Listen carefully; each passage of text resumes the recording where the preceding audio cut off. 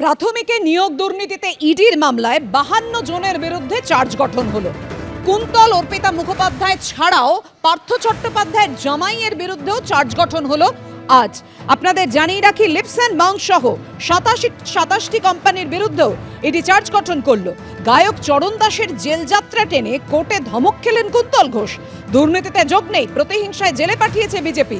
কোর্টে হাজিরা দিয়ে অভিযোগে জামিনে মুক্ত কুন্তল ঘোষের। আর এই ধরনের মন্তব্য করতে হলে ধর্মতলায় গিয়ে বলুন, ধমক দিলেন বিচারক। পার্থর ঘাড়ে দায় ঠেলে টাকা গয়না তার নয় বলে দাবি করলেন অর্পিতা মুখোপাধ্যায়।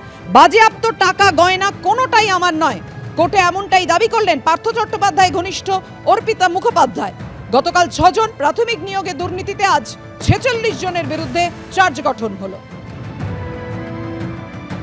বিজেপি নেতা অর্জুন সিংকে ফের ব্যারাকপুর কমিশনারেটের তলব। বাটপাড়া পৌরসভার মামলায় আবার ডেকে পাঠানো হলো অর্জুন সিংকে। প্রিয়াঙ্কু পাণ্ডের বাড়ির বিতর্কিত জমি নিয়ে ভাটপাড়া পৌরসভার যে মামলা হয় সেই ঘটনাতেই তলব করা হলো অর্জুন সিংকে। কাল বেলা 12টায় ব্যারাকপুরের ডিডি অফিসে ডেকে পাঠানো হয়েছে।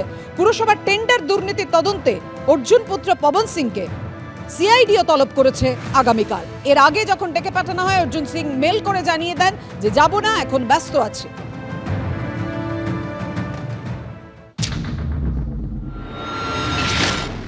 এটা সরাসরি মমতা ব্যানার্জি করাচ্ছে।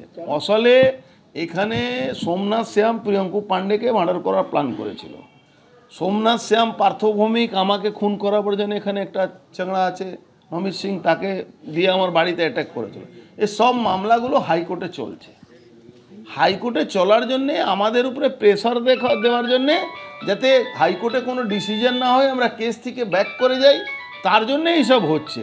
সিআইডি নোটিশ করলেই কি আমাকে যেতে হবে নাকি? আইনও আছে তো, যখন তখন সিআইডি নোটিশ করে দেবে, আমি চলে যাব। পুরো টাইম আমি ইন্ডিয়ায় বাইরে থাকতো, তো এই কেসে ব্যাপারে আমি কিছু হেল্প করতে পারবে না আপনাকে।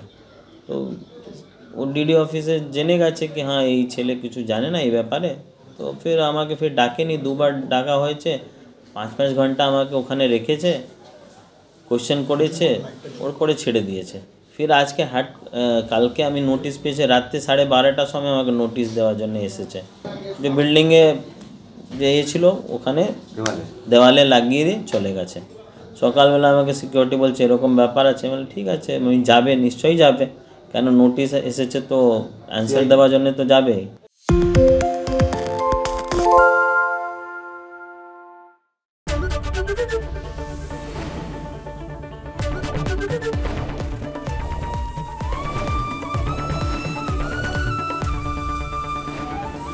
এবিপি আনন্দ, এগিয়ে থাকে, এগিয়ে রাখে।